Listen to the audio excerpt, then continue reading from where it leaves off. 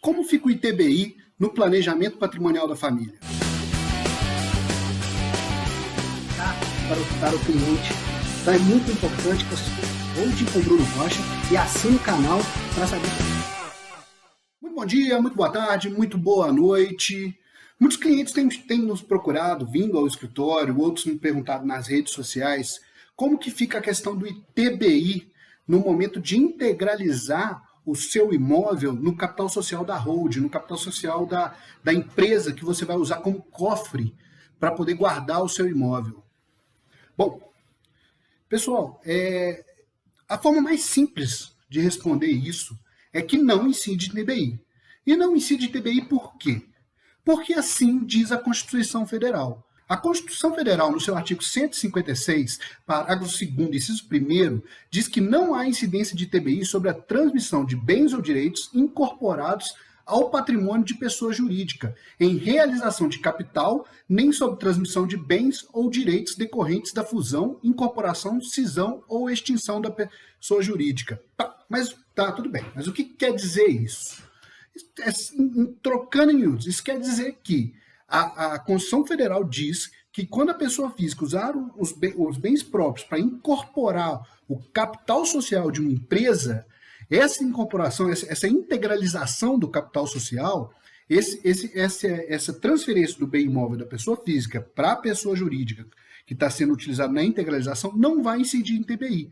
E por isso que a gente dá essa resposta simples para vocês. Mas, na verdade, é o seguinte, nós temos que ter um certo cuidado, porque essa isenção ela não se aplica no caso de atividade imobiliária. Se essa empresa que você tiver constituído for exercer uma atividade imobiliária. Mas isso significa que eu não vou poder alugar meus bens se eu fizer uma holding, se eu fizer um planejamento patrimonial? Calma. Não é.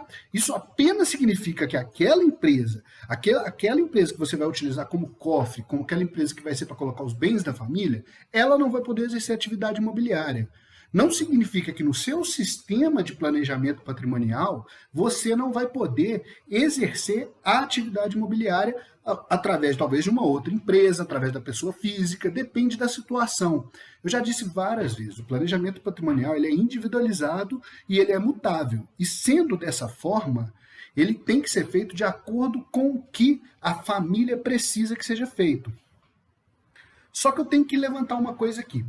Essa discussão sobre o ITBI, ela voltou à tona no ano passado, porque o STF tomou uma decisão que, a bem da verdade, vem sendo perversamente interpretada por várias secretarias municipais da Fazenda, que começaram a cobrar ITBI nessa integralização sob uma diferença. Deixa eu te explicar. Por que eu falo que essa interpretação das prefeituras está sendo perversa?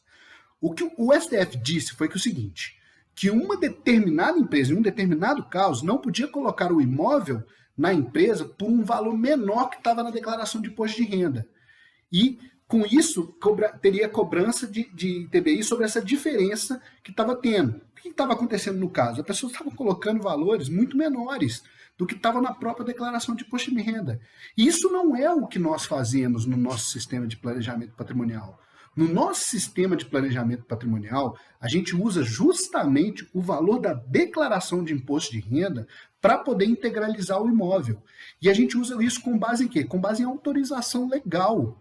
A Lei 9.249 de 95, que trata do imposto de renda, em seu artigo 24, diz o seguinte, olha, as pessoas físicas poderão transferir às pessoas jurídicas, a título de integralização de capital, bens e direitos, pelo valor constante na respectiva declaração de bens, ou pelo valor de mercado.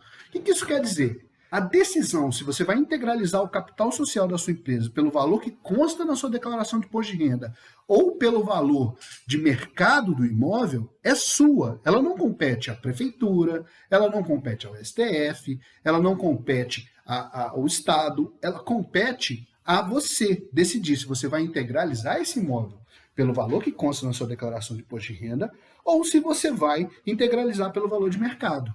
Só que quando o STF publica essa decisão, algumas secretarias municipais passaram a entender que não pode colocar qualquer valor abaixo do valor de mercado do imóvel.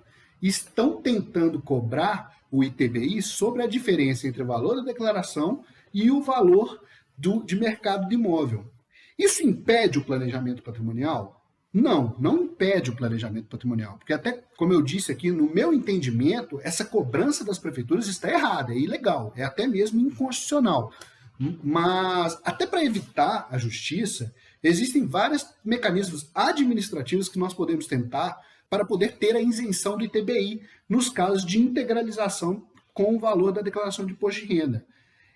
Mas no Brasil não funciona dessa forma, né? No Brasil, primeiro o governo, o Estado, as prefeituras, primeiro eles cobram o imposto, depois eles buscam ver se isso é legal, se a justiça vai aceitar, se não vai. E é isso que tem acontecido, e é isso que a gente tem para dizer sobre o ITBI.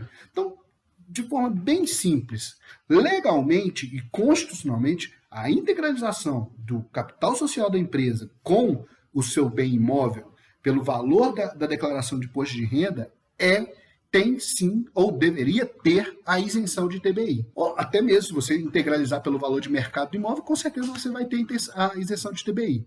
A discussão que tem se parado hoje é sobre a diferença entre o valor da declaração e o valor de mercado do imóvel, o valor de mercado do imóvel. Mas é uma discussão que, como eu já disse, eu entendo que é indevido essa cobrança das prefeituras, que algumas estão fazendo. Bom, meu nome é Bruno Couto Rocha, advogado, especialista em planejamento patrimonial da família. E se gostou do que ouviu, me segue nas redes sociais e se inscreve no canal para ouvir mais. Um forte abraço e até mais.